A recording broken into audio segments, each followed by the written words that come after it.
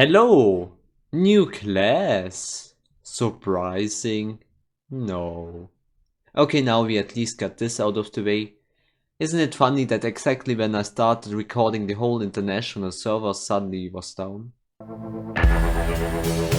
Druid's main attribute is intelligence, and he wears only scout equipment when disregarding the mage weapon. The unique thing about this class is the fact that it can change between the three main classes, with those being the mage, the warrior and the scout. You can do so by changing masks. And hey, they made a lot of masks for every race and gender.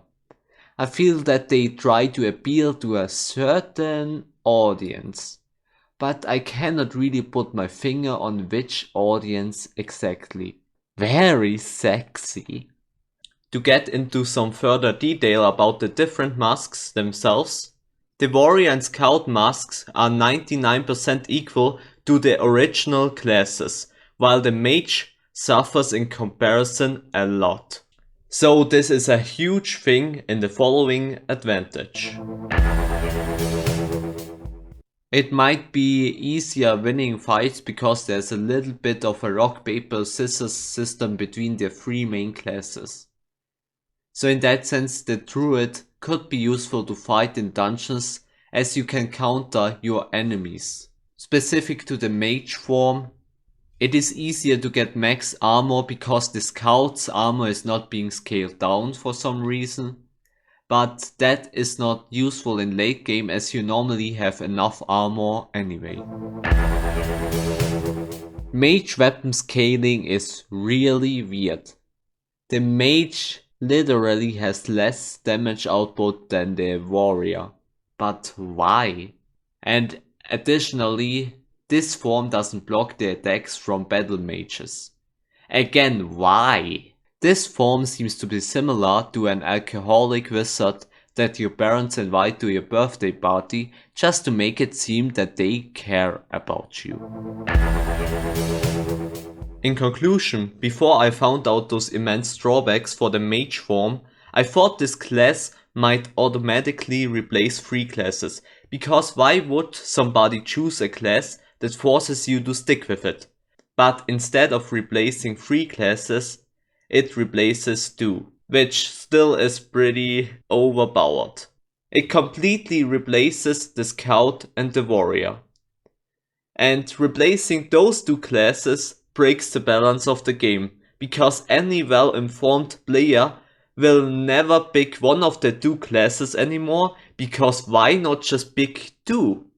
It is similar to getting asked whether you want ice cream or pizza for breakfast and you say yes. Way too overpowered. That already was it. Everything regarding PvP and PvE is not unique, and I think it would be a waste of time to explain those for each of the three forms because as said, those classes themselves already exist. I will go into further detail about that kind of stuff in a tier list. So for the end I will just discuss one thing, how I imagine how the concept of the Druid was created. Meanwhile, hey, why can't we convert classes because it sucks to forever be stuck with the same class? Yes, what? Oh, I got it. We could make some kind of class converter that players can use every year once. We only need to type in some formulas and so on, and with that players can change to whatever class they want. No, too much effort.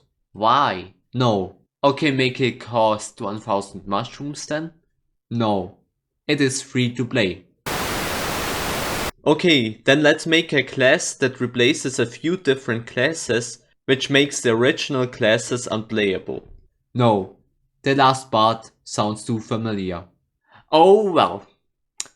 I am independent, so I just go create something and you really got me pissed off. So don't be surprised when this class fails at magic spells, because multipliers don't make any sense to me. I am not a mathematician. Math, math, mathematician. Mathematician. Mathematician.